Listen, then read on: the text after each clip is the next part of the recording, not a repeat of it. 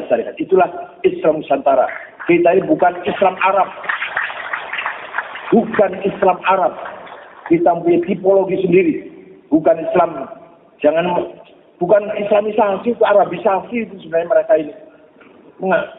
Tidak percaya diri. Kehilangan kepercayaan diri sehingga jadi orang Islam harus pakainya seperti Arab. Segala seperti Arab, jenggotnya apa? Kalau orang Arab jenggotnya lebat. Kalau kita ini kadang lihat anak berjenggot itu seperti kesebelasan sepak bola. Seperti sebelah helai ini. Jadi, yang paling penting lagi, yang paling serius lagi, orang berjenggot itu mengurangi kecerdasan. Jadi syarat yang sebenarnya untuk mendukung kecerdasan otak ketarik untuk memanjangkan jenggot. Coba lihat, ya. Gus Dur tidak berjenggot, Khalid Majid tidak berjenggot, Taqwa Shihab tidak berjenggot. Yang tidak nggak ada berjenggot itu. Tapi kalau berjenggot emosinya saja meledak-ledak, jedel otaknya.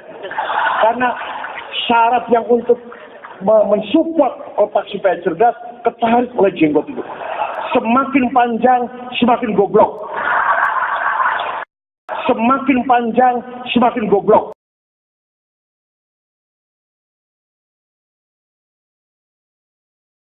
Nabi kalau wudhu mengambil air dimasukkan ke jenggotnya, menunjukkan bahwa di sini Nabi bagaimana? Berjenggot. Yang ditiru Nabi atau yang lain? Yang ditiru Rasulullah berjenggot.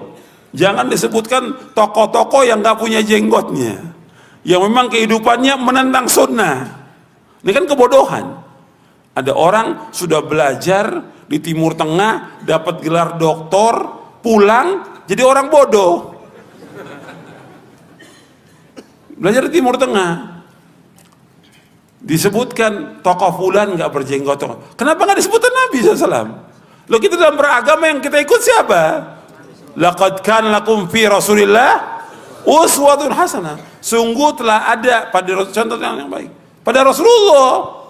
Bukan pada para ulama, bukan pada tokoh, pada Rasulullah contoh dalamnya. Rasulullah berjenggot, yang kita ikut siapa? Rasulullah berjenggot. Jangan diikutin ustadz, ada ustadz nggak berjenggot, jangan diikut.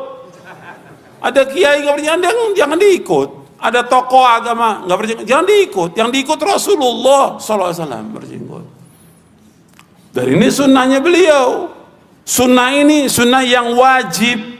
Karena apa? Nabi memerintahkan, u'ful liha, adalah kamu pelihara jenggot kamu. Wa arkhul liha, panjangkan jenggot kamu. Wahfu syawarib, rapikan kumis kamu. Wa khaliful majus, adalah kamu nyalahi orang majusi. Perintah, maka sepakat para ulama semuanya ini. Artinya Imam Hanafi, Maliki, Syafi'i, Hambali, Zahiri dan lainnya sepakat tentang wajibnya memelihara jenggot dan haramnya mencukur jenggot. Haram. Mencukur jenggot itu hukumnya haram. Dan termasuk dosa. Dosa besar. Kalau terus menerus dia seperti itu. Hukumnya haram.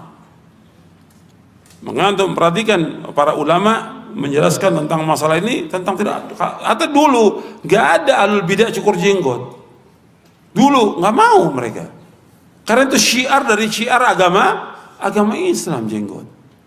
Kalau sekarang orang berbangga dengan mencukur jenggot, ini memperolok-olok agama Islam, memperolok Rasulullah SAW, memperolok sunnah Nabi SAW dengan mereka mencukur jenggot. Orang yang mencukur jenggot berarti dia telah menyalahi apa? Perintah Allah.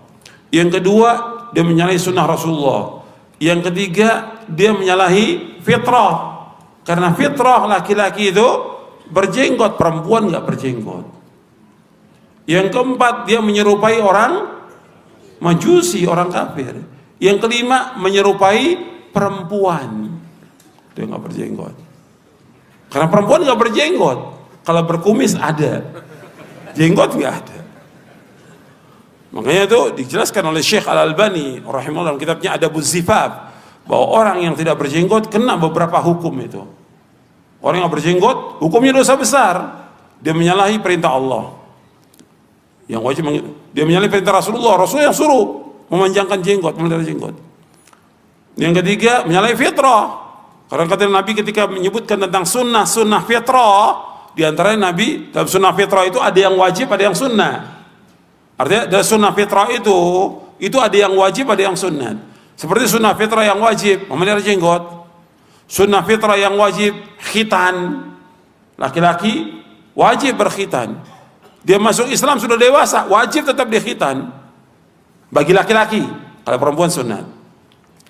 Mencabut bulu ketiak hukumnya sunnah. Mencukur bulu kemaluan sunnah. Ini semua termasuk sunnah fitrah.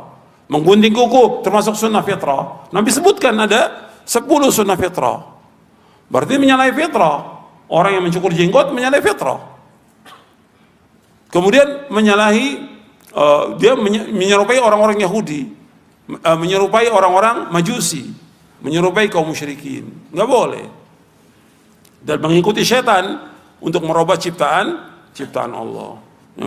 Murka itu, Allah murka kepada orang-orang seperti itu.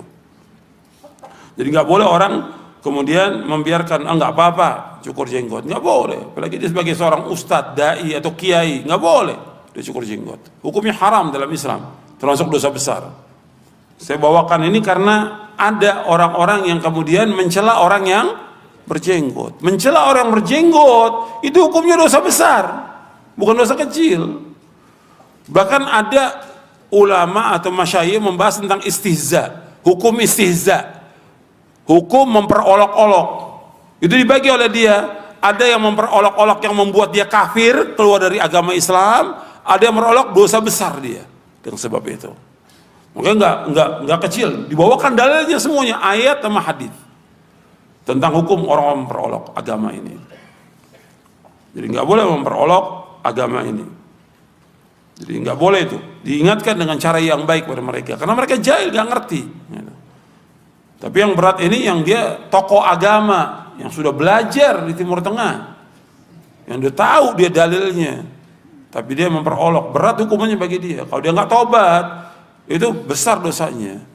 Bahkan bisa, kalau kita lihat dalil-dalil itu yang dibahas oleh para masyayikh tentang istihza biddin, ada yang bisa mengeluarkan dari agama. Kalau dia sudah tahu dan dia yakin bukan karena khilaf, ya bisa keluar dari agama. Kecuali kalau dia khilaf gitu, atau dia nggak tahu, berat hukumannya, berat buat orang itu.